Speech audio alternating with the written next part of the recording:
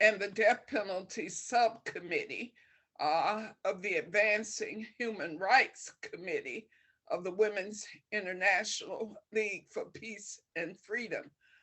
This is our monthly meeting of the EMIDP, and we're so happy that we have several special guests with us today. What we'd like to do, Carol, is to go around and introduce ourselves and say who we are, what branches we're in, and what part of the country. And then we'll allow you, Don, and Ann to introduce yourselves as our special guests. So I'll start. I'm Teresa Alameen. I live in Columbus, Georgia, and I'm the organizer of the Fannie Lou Hamer branch of WILF, and also the convener for this subcommittee of ending mass incarceration and the death penalty. And I'll be facilitating, and I'll let George go next because George Friday and I are kind of co-conveners of the subcommittee, and George is our timekeeper. So George, would you introduce yourself? Good afternoon. I'm George Friday. I'm in Gastonia, North Carolina. I'm the organizer of the Southern Piedmont branch of WILF US, and I am support convener for this subcommittee. Thank you. So if we could go with Ashley next, let's continue with the North Carolina folks. So Ashley, would you introduce yourself? Hi, Ashley Carrington, she, they, them pronouns. I'm located in Raleigh, North Carolina, member of the Triangle branch. Thank you, Ashley. So could we go with Virginia? So I think I saw our secretary of the national board. If she could introduce herself, please. Hi, everyone. I'm Diane Blay. I live in Fairfax, Virginia. I wrote that in just above. And yeah, I'm WILF US Secretary. And I'm the convener for the Jane Addams branch. So thank you. I realize I skipped over Patrick O'Neill, who is also in North Carolina. So Patrick, would you introduce yourself, please? Yeah, hi.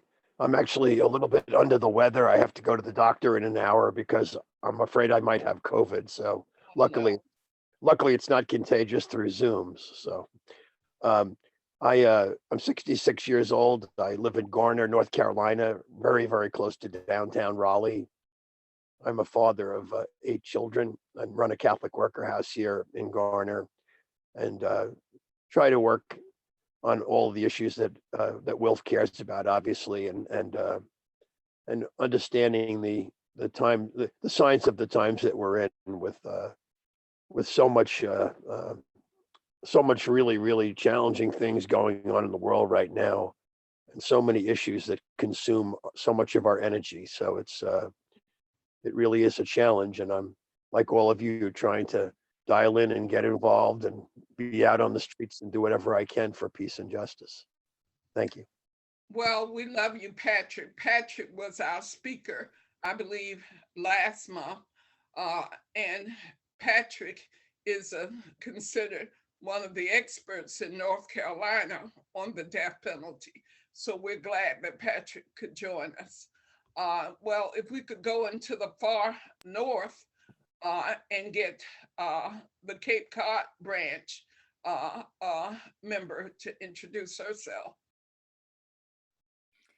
Hello, everyone. I'm Donna Peel from Cape Cod, and I'm the convener and the branch's list person up here. Very interested to hear the speakers and glad to be here.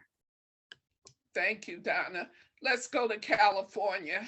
So Can we do San Francisco and then San Jose?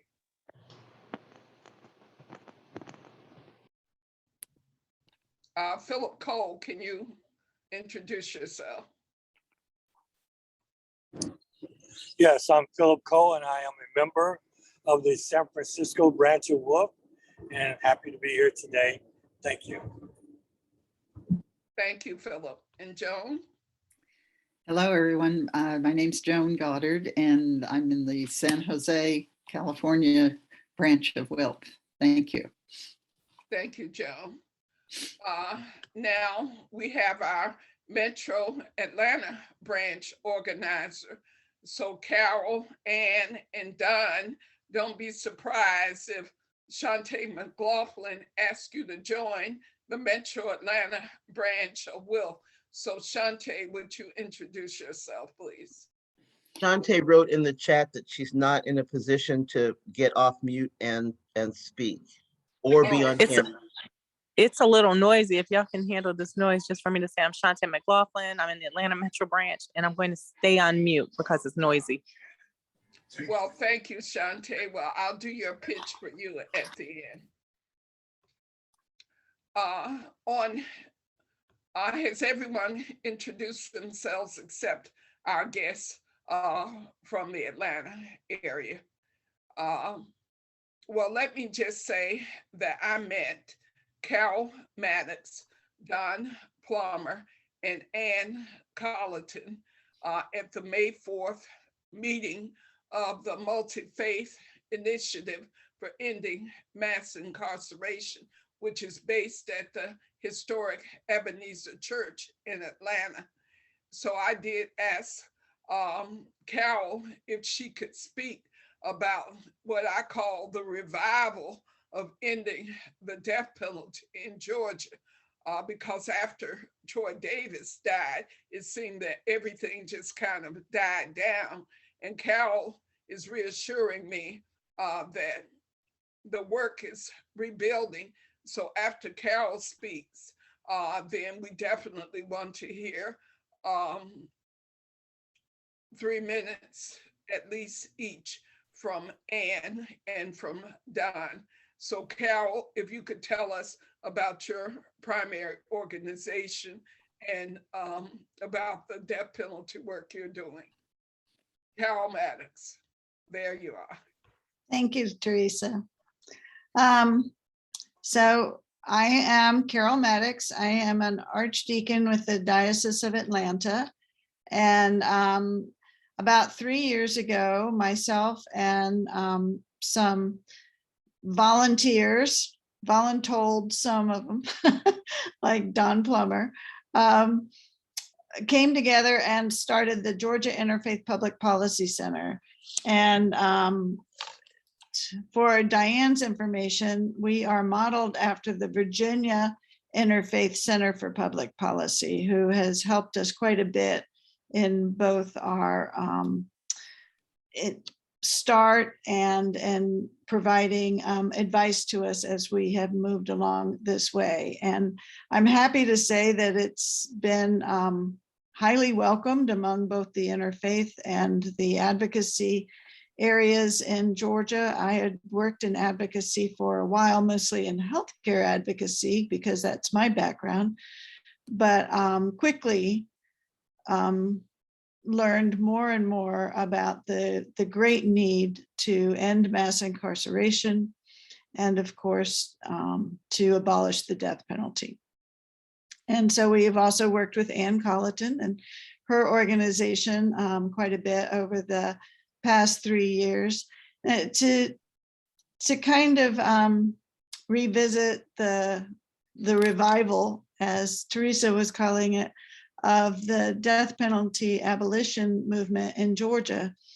I agree. I was, as a deacon in the church, I was a part of, the protests about Troy Davis, and it was so heartbreaking when, despite all efforts, international efforts, to stop that execution, it continued on. And the execution of Kelly Gissendanner also was quite demoralizing.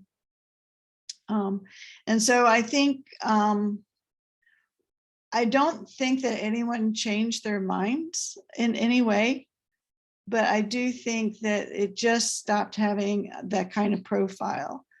But in the meantime, there was a lot of people were still against the death penalty. The Georgia Catholics against the death penalty have remained quite active and organized.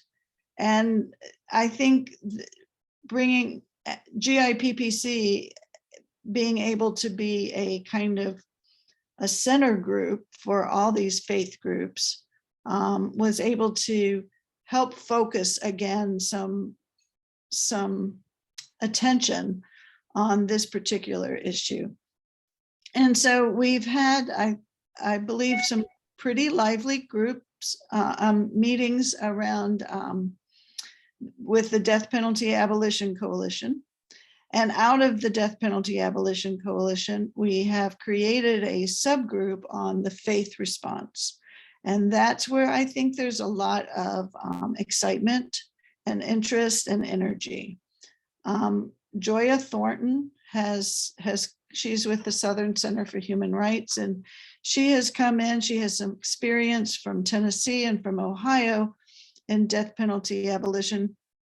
And she has come in to kind of help organize the faith voice along with the Georgia Interfaith Public Policy Center, Georgians for Alternatives to the Death Penalty, the Georgia Catholics Against the Death Penalties, and a few other groups.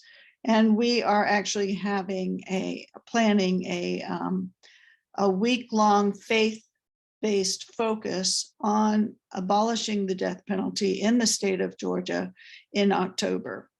So we will be, gearing most of our efforts and energies toward that as far as our abolition work. And we invite any help that anyone has for that, but we are working very hard to start getting the word out among the faith community, most of whom I believe is for the abolition of the death penalty.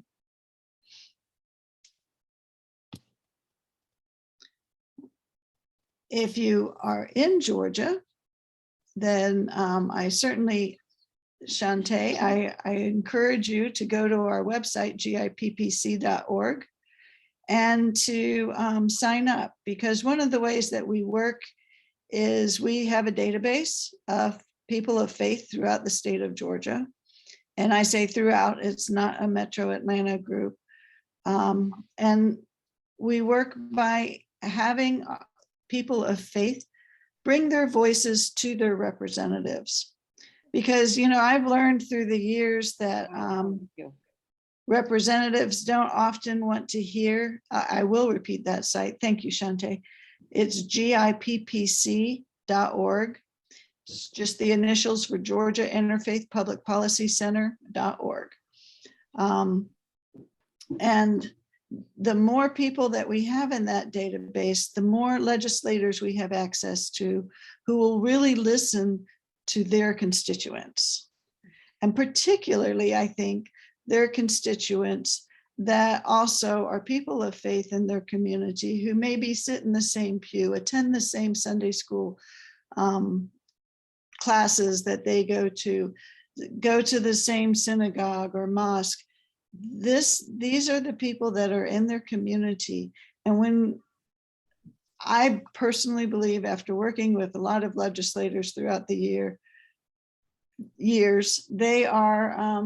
just people like us. Most of them truly, honestly, just want to do the right thing, but they have so many demands on them. And helping them focus on this one as something that is important to us as fellow children of God is something that I think they'll listen to. Of course, I could be very optimistic, but you have to be optimistic to be clergy, right? Thank you so much, Carol. Well, the importance of the Episcopal Church and its commitment to ending the death penalty, along with the Catholic Church. Some years ago, we saved a life in North Carolina from the death penalty. And I learned then that they ring the bells at the Vatican when that happens in the United States. So it's really important that we're connected with the multi-faith movement to end mass incarceration and the death penalty. I did want to ask Don, in his role with the Episcopal Diocese in Atlanta, to say a few words about what he does, and then we'll ask Ann to talk about the legislative work of the Georgia Justice Project. So if you could take a few minutes, 3 to 5, Don, and tell us about your work. Thank you. It's great to be with you today. I'm unable to go 3 minutes because I can tell you everything I know in less time than that. But my job really is one of identifying people who are doing good work, trying to encourage that good work in whatever way we can through the diocese, and then amplify it beyond our bubble into the state and the nation and even internationally. So that's my charge from our bishop here. And so I've been trying to do that for 12 years now almost. And one of the things that I've learned is that it's much, much better if I can become involved in some small way with each of the organizations that I'm attempting to, if you will, boost, so that I have the inside track. I know what's happening. Unfortunately, it also means that I can't be very hands-on with any one project. So if you sort of see me as your connector to the Episcopal Church, to other organizations in Middle and North Georgia, which is what our diocese covers, and also as a conduit perhaps into the larger Episcopal Church, because I do a lot of publicity for programs and activities that are going on. And I'd love to let more people know about the good work you're doing. And I'm easily available. I put my email into the chat already, but please don't hesitate, each one of you, to get in touch with me if there's something that I can do to help you. Well, we're so glad to be connected. And I was glad to be able to sit next to you and get your card at the luncheon on last Wednesday.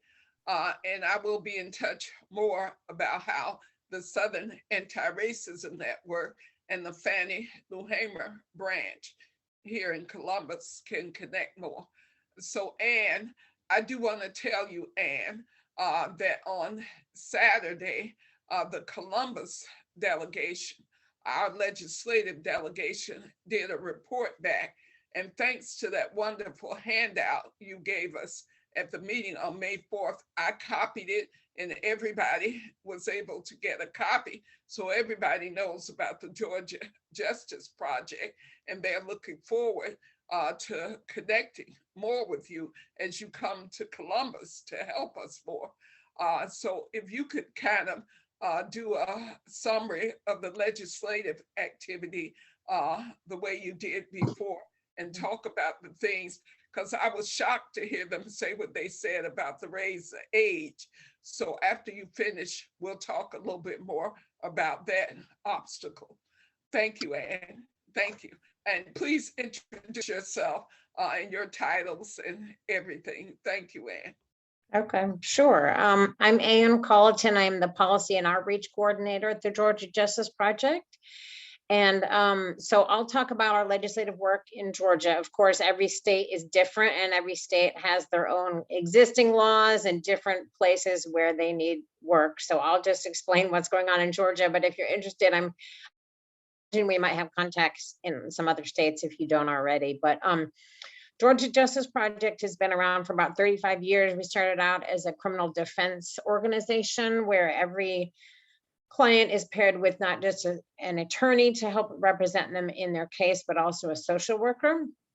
And so that holistic model in that holistic model, we support someone not just during their case, but after their case and long decades, literally later, supporting them and their family throughout any incarceration they may have and afterwards. And so that is what led us to work in reentry reform, because we realized that when someone's sentence is over, it is still not over, and it carries with them for way longer than it really should, and creates a lot of barriers for them to reintegrate into their community and their family.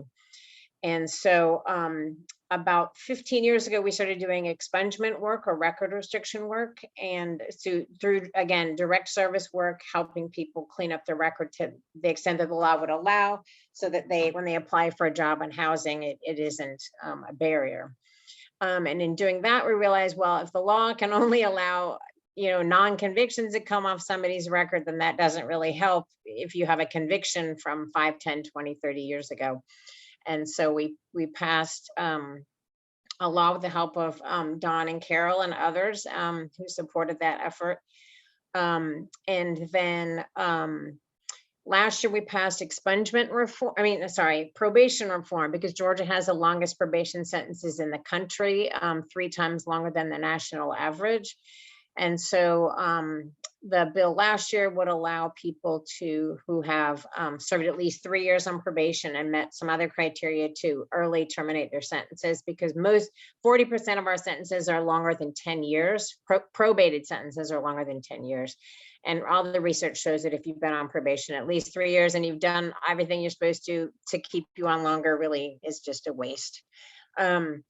And so this year we had 3 bills. One of them passed, which dealt with reducing driver's license suspensions, because that's often seems like a very minor thing, suspended driver's license, but it can snowball into more and more things. And in Georgia, anytime you miss traffic court, even if the ticket is for like 5 miles over the speed limit or a broken taillight, it will automatically lead to a driver's license being suspended. And often that impacts people who can't afford to pay the ticket with a credit card, like is what I would usually do at night if I get a ticket, is just say, oh, grumble under my breath, but just pay it and get it done with.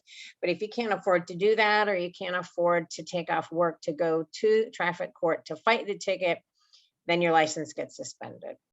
And so this bill would allow judges to intervene in that process and reinstate somebody's license before they pay everything off. We also were hoping to expand expungement this year and provide a direct path for felony expungement. That got so close to the finish line, but never quite got the final vote on the last day. So we'll be back at it next year and the year after that, until we get automatic expungement, which is what many states have. We have some technological hurdles in the state of Georgia because we don't have a unified court system, but we will keep working on that. And the other thing that we tried to pass this year, which again, we'll be back next year doing, is occupational licensing reform, because that's a really great career path for many people. Rather than just getting a job, minimum wage job somewhere, it can be a career, like an entrepreneurial, start your own business in a licensed field. And the licensing boards aren't supposed to look at irrelevant records, but they do. There isn't any guidance, and so a lot of people want to pursue some training at a technical college, but they're being discouraged from doing that because they're like, well, I don't know, you could go do all this training and then not be able to get a job because of your record. And so we're trying to get some guidance and some limits on what can be considered for people. And then Teresa asked me to, the last time I talked about some bills that GJP didn't work on directly, but a lot of other partner organizations did. And that was, there were some other good things that passed. So I feel like in the net of all the things that were happening this year, several positive bills passed. Some really bad negative bills did not pass, which was also a victory. And then there's some that we still have to try again for next year. But there was efforts to expand cash bail again. We had removed some things from cash bail, and there was attempts to make every single felony automatically cash bail. And then there were efforts to add some mandatory minimums and to kind of undermine accountability courts, which is a really good mechanism for helping people have an alternative to district punishment, some services. And then raise the age. Georgia is one of, ooh, Carol, can you help me or Don? Like, is it 7 states? How many states? It's just 3. 3, okay. Georgia is one of 3 states where children who are under the age of 17 are automatically tried as an adult. And so this bill would have tried to raise the age, and not even for the serious offenses. It was just looking at the lesser offenses that a child would be charged with, and raising the age for that so that they would still be under the jurisdiction of juvenile courts. And that has had many roadblocks. And I can put some links to Georgia Justice Project information in the chat, and I hope I covered what you wanted me to, Teresa. Thank you, Ann. Because on Saturday, when we had our legislative report back, and I passed out that wonderful handout that you provided us, and the whole issue of raise the age. So I asked our delegation, why was it so hard to get that done? And they pointed to the fact that younger children are committing some really heinous crimes. And so the pushback comes from that, and the fact that they're children seems to just get lost on everyone. And I think that when we get together this fall with the Columbus delegation, because they're certainly open, but we have to find a narrative and a way to talk about it so that it's not pointing to the heinous crimes as a way of denying the raise the age. And being among those 3 states is ridiculous. Georgia can do better than that. And so what we're doing today, actually, Ann, Don, and Carol, is we're modeling for people in the other states on the call what the potential is for Georgia in collaborations and us working together. So I'm so glad that you're here making Georgia look good. And we want to open it up for questions from people. But first, Robin Lloyd joined us. Is Robin still with us? I thought I saw Robin Lloyd from Vermont join us. Well, oh, Adrian Chester, my goodness, you made it. Adrian Chester, are you there? Yes, ma'am, I'm here. I am so glad you made it. Well, this is our very important person from Columbus, Georgia. He and I and Reverend Vaughn and another pastor here in Columbus have been meeting over the last few months. And I asked our dear pastor of the Greater Billwood Baptist Church, who is also president of the Interdenominational Ministerial Alliance, I asked him to join us to say a few words about how things are going around the expungement, because Pastor Chester, we have an expungement expert in our midst today, Ann Colleton, and she really wanted to be able to connect with you. So if you could just give us an update about what's happening with the work we're doing here. Well, good afternoon, everyone, and please excuse my not being stationary as I'm traveling to a conference over in Macon at the moment, passenger seat, as you can tell. But we're coming along well with the expungement clinic, the EMI, Ending Mass Incarceration, here in Columbus, where the IMA, the Ministerial Alliance, is taking the lead in pulling the pieces of the puzzle together. And so we're set for August 7th at Holsey Chapel CME Church here in Columbus, Georgia. And we'll just be following up Miss Ella Mead and also Reverend Vaughn about making sure that we have the right people at the table, not only presenting, but also to receive the information. And I'm sure I'll put my contact information in the chat, and those who may have resources for us to be able to utilize, or if you yourself are a resource, please don't hesitate to connect with me utilizing the means that I'll put down in the chat box. That's all I have, Ms. Elovine. Thank you, Pastor. Ann, did you want to ask Pastor Chester anything or tell him anything? Just to say it would be great to work together on that. I mean, we have our organization, the Georgia Justice Project, has held about 40 expungement summits around the state over the last number of years. And usually we find it most helpful to work with a community organization or a church, which is fabulous.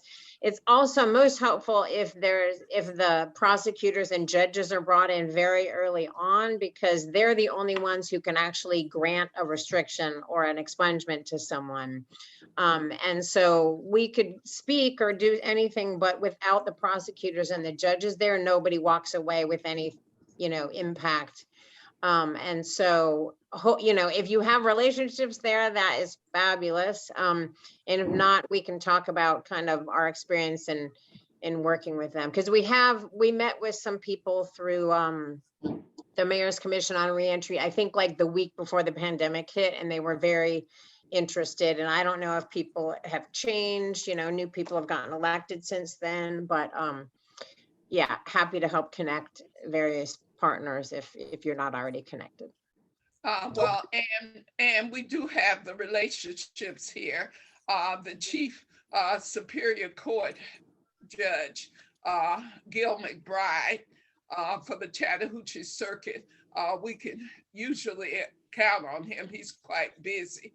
And we just got a new prosecutor for the Chattahoochee Circuit. And he's a former defense attorney who used to win all his cases, and now he's a DA, so he should be kind of on board, so to speak. But since Pastor Chester provided the date of August, so Pastor Chester, could you say the date in August again that we'll be at Holsey? August 27th. August 7th? 27th. Oh, 27th. Okay, great. Well, that gives us some time so we can talk next week about making the connect, because I didn't realize what Ann just told us, and that's really important. So we'll have to get started on that. But Ann, we'll probably need a little bit more from you on how that all works and what we should be saying and asking. So we do want to open it up to others who might have questions for our very knowledgeable guests. So Philip Cole, did I see you unmuted? Did you have a question or something you wanted to say?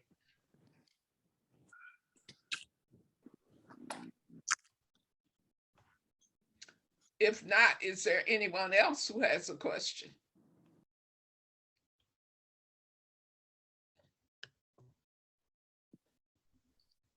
Well, Teresa, I'll say real quick, the response to that pushback you got on Raise the Age is that heinous crimes, violent crimes are still, just as they have been for many years, able to be prosecuted no matter the age of almost no matter the age of the child as an adult.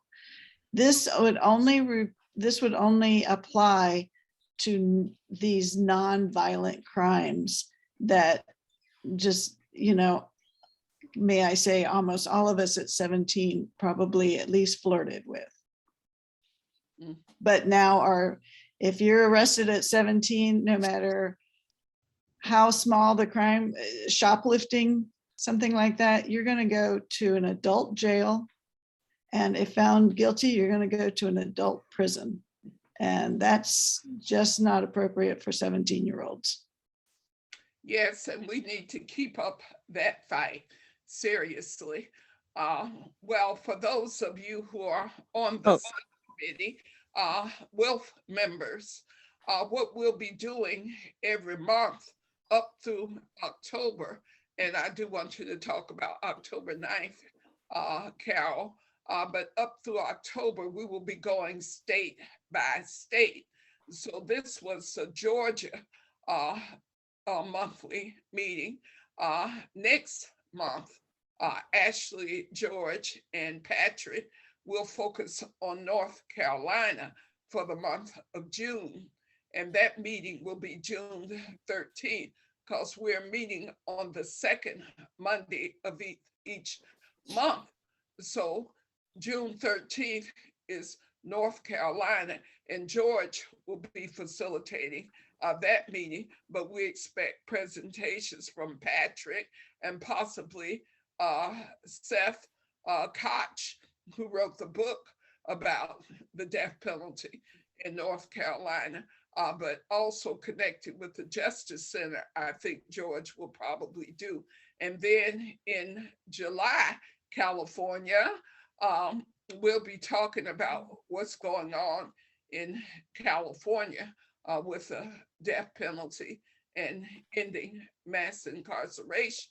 So we're trying to get people ready state by state to work on ending mass incarceration as part of a larger national movement, because the EMI initiative coming out of Ebenezer, California is a part of it in terms of the states around the country. So Texas, Wisconsin,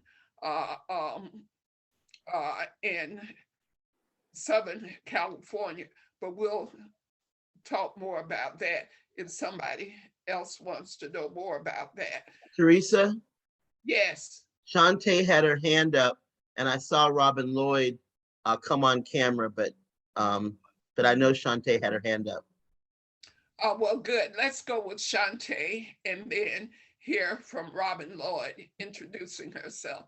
Thank you, George. I appreciate your help with that. Good afternoon. Hold on, let me see if I can come on camera. My 5-year-old's here, and everyone who knows my 5-year-old knows he's a little hyper sometimes. So let's see. Okay, I had to come in the closet. All right, y'all.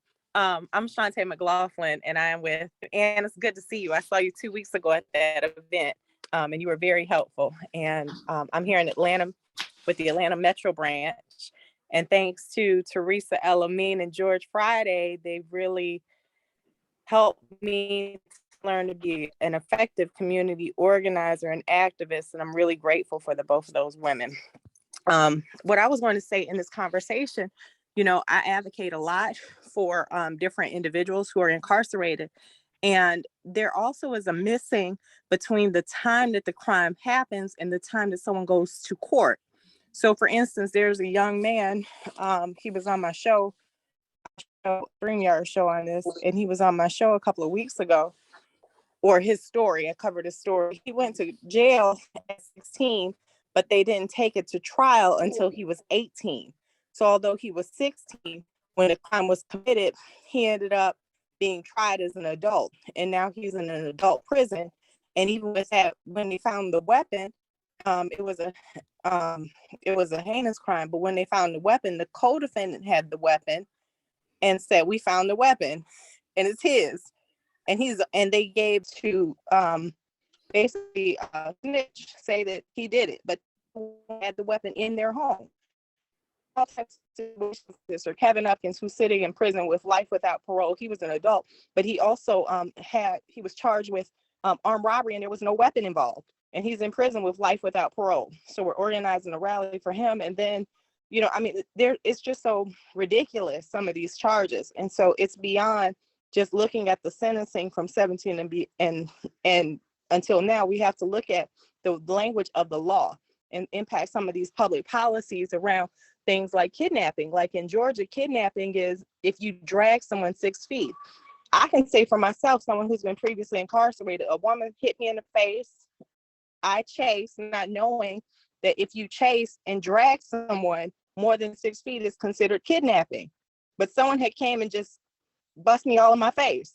So so it's like in things like that, I could have been charged with kidnapping had I drugged that woman 6 feet in self-defense. So it's like things like that.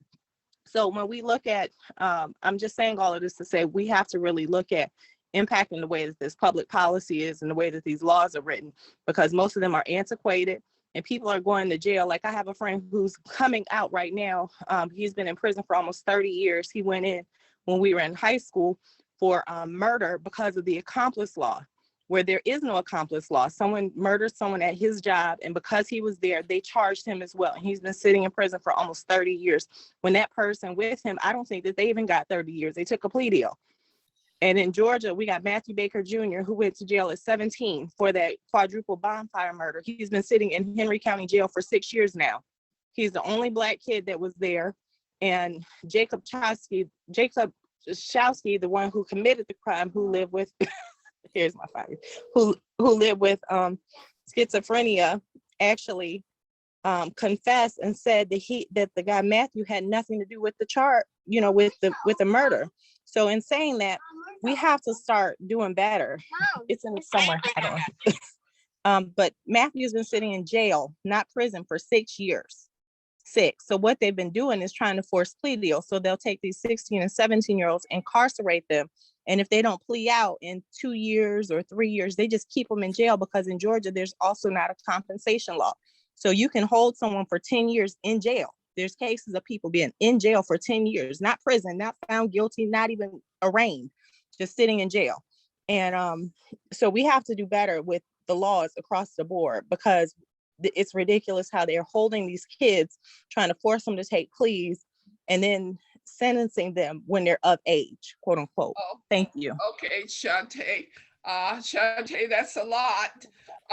And it's good that we have Anne who can work with us over the long haul. But Robin, you want to introduce yourself, and then we'll get back to some of the issues that Shantae raised. Yes, hi, I'm Robin Lloyd. Sorry to be late. I was actually testifying in front of the state legislature about our nuclear weapons bill. We're saying that we don't want airplanes like the F-35 bringing nuclear weapons into our state. So first time I've been to the State House for, a couple of years now. Anyway, that was interesting. So yeah, Vermont has, as you all probably know, a fairly liberal policy in a lot of things. For example, we've our Chittenden County state's attorney implemented the expurge, am I saying it right? To expurge licenses, and that was a very, very popular. Many people turned out, and I think that's really an excellent thing in relieving the burden of not being able to drive and having that hanging over their heads. In terms of, we don't have the death penalty here.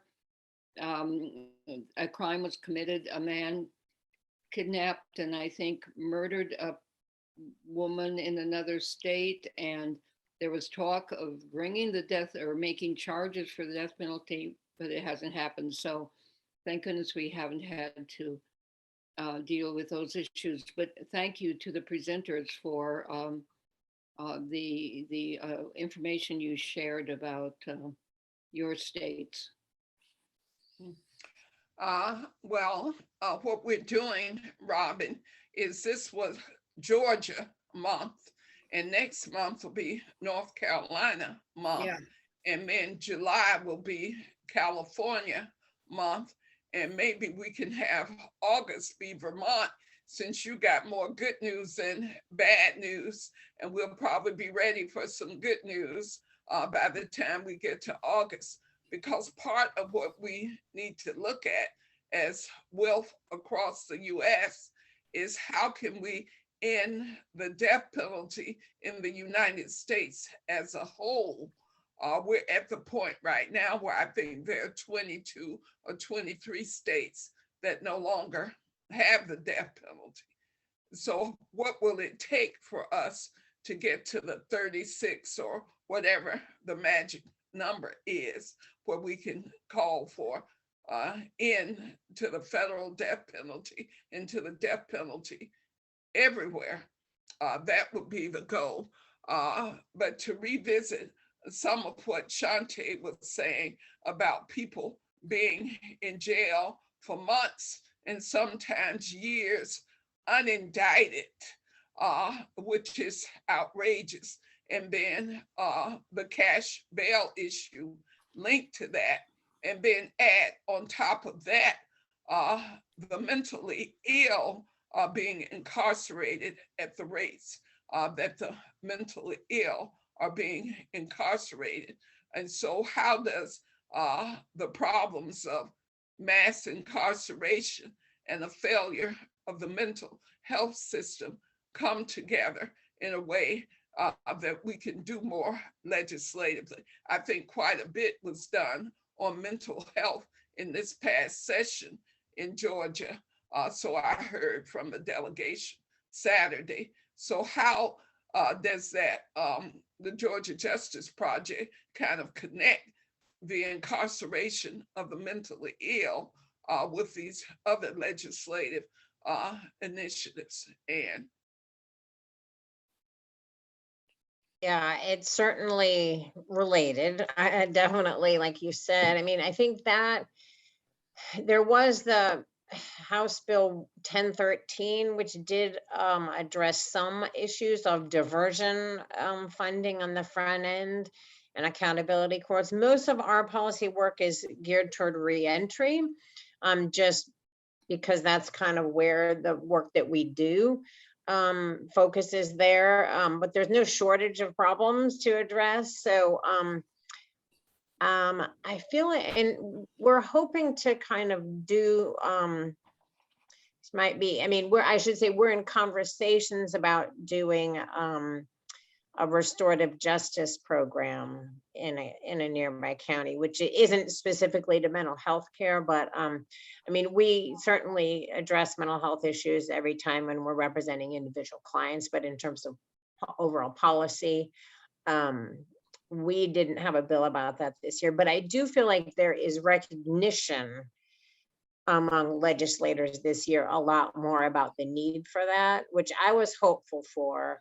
I mean, they give lip service to it at least, which is better than not, but it does seem to, you know, bringing up the fear tactics about, you know, young people commit all these dangerous crimes, like young people can have mental health problems too, you know, like I think there's still a disconnect, but I think we just have to keep reminding them that that there is that connection in every spectrum, in every part of it. Well, over the years in Muskogee County, there's been an establishment of a drug court and a mental health type court. So instead of people being prosecuted who clearly need to be in treatment, that's being done here in a very positive way. So when you do come here for a visit before August, where we can have a meeting with possibly Judge McBride and the prosecutor and let them know that this is coming, because I know at least 10 people who want to get their records expunged, and it would be easy to find the people who need that done. And so we want to make sure that the decision makers are in place as you described, since they're the only ones who could actually do it if we should hold an expungement clinic. So that's what we need to get prepared for, because August will be here before you know it. So if we could have any final words, Carol, do you have any final words you would like to say before we plan for our next meeting, and hear from George and Patrick for a minute if they feel up to it about what's possible from North Carolina? So Carol, you get to give us the last words for Georgia going forward, particularly talking about the October 9th event, if you would, Carol. Yes, well, thank you. And my first thought is thank you all for the ability and the invitation to talk with you and to get to meet some wonderful people from across the country. And I always appreciate that. And I always appreciate your prayers and your good wishes as we continue with this work, because it does take all of us. And speaking of which, that's what October 9th is all about, is bringing together people from, particularly people of faith from across the state of Georgia, for a week's worth of advocacy. Now, I say a week, it's our very first time doing this. And so in reality, it'll probably be 3 days, but I think they're going to be 3 really spirit-filled and energy-filled days. So the Sunday is October 9th, and we'll have a service. We'll have the Right Reverend Robert C. Wright, who is the Episcopal Bishop of Atlanta, which is all of Middle and North Georgia, who will be preaching about abolishing the death penalty. And so that day we're focusing on communities of faith. We have a day of action for students and a day of action for others. And so that's going to, that is around, speaking of Troy Davis, that's around Troy Davis's birthday. And frankly, if we hear from, we're trying to get in touch with his family. If we hear from his family and they object to that in any way, obviously we will move that date. So I just wanted to go ahead and put that out there. But other than that, it will be that week. And the other thing I would also point out is we have to remember how all these things, all the intersections that y'all have brought up, mental health and criminal justice and even civil justice, all of that, and racism, obviously, all goes together, as well as healthcare. Georgia still has not expanded Medicaid. And if we would expand Medicaid and keep people with mental illness from losing, their lives to the mental illness first, then we wouldn't have quite the intersection we have with the criminal justice system, now would we? So we have to keep working on everything that affects our values of love, justice, mercy, and hospitality. And thank you again for having me. Well, thank you, Carol. I'm looking forward to seeing you next month when we have the monthly luncheon, I believe we're gonna have, right? If I'm invited to eat, I come. Carol, this is Pat. This is Patrick. Carol. you. I wondered before we end the call, I just wondered if you could give a very quick update of the status of capital punishment in Georgia right now. It sounded like somebody said something optimistic earlier in the call. And so I don't know much about that. I mean, I know Virginia's abolished the death penalty, so I'm hoping we can do that in North Carolina, but I didn't know if anything like that's afoot in Georgia. Well, unfortunately, we're not anywhere near where Virginia is. Right now, the optimism is that we are once again energized and working toward it together. So that's where my optimism lies, outside of course, my faith. Unfortunately, we have a very active death penalty state. And in fact, we have someone scheduled for execution as we speak. Yes, and there was a recent execution, Patrick. So unlike North Carolina, where there hasn't been an execution in quite a while, maybe you can explain how that is. Even though there's no official end to the death penalty in North Carolina, is it because of the governor, Roy Cooper, or what is the reason there hasn't been an execution in North Carolina in a long while? Well, you can't give the governor any credit. And the sad thing about it is that we have a governor who's got ambitions to get on a national ticket. He's a Democrat, and he went from being a very conservative district attorney, not district attorney, but attorney general, to now being the great progressive governor. And I'm not sure how that transition came, but Roy Cooper, is considered a progressive Democrat in some people's minds. But here we are in a state where we have a governor who's considered progressive. We have an attorney general whose family has activism against the death penalty in its own history, and he's the attorney general. And then we have, a state Supreme Court that is full of people who are not enthusiastic about the death penalty. Yet we still have about 140 people on death row. The reason we have not had an execution since 2006 has been because of the serious grassroots efforts to fight the death penalty in every way possible.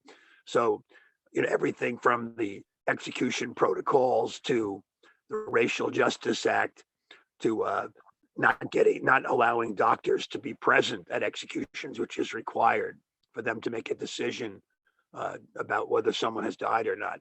So anti-death penalty advocates in North Carolina just basically turned over every stone they could over a period of years in the early 2000s. And so we got a critical mass, and we basically have a moratorium now that's been, lasting all of these years since 2006 with no executions. And my wife and I and some of our children stand outside the prison right in downtown Raleigh where executions happen and where death row is every Monday for a vigil against the death penalty. And we're just delighted that we've been out there now for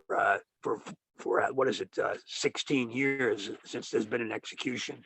But everybody on death row has had their cases moving forward. So a lot of people have exhausted all of their appeal opportunities. And if death penalty was brought back online, there'd be literally more than 50 people eligible for immediate execution if they weren't granted clemency by the governor.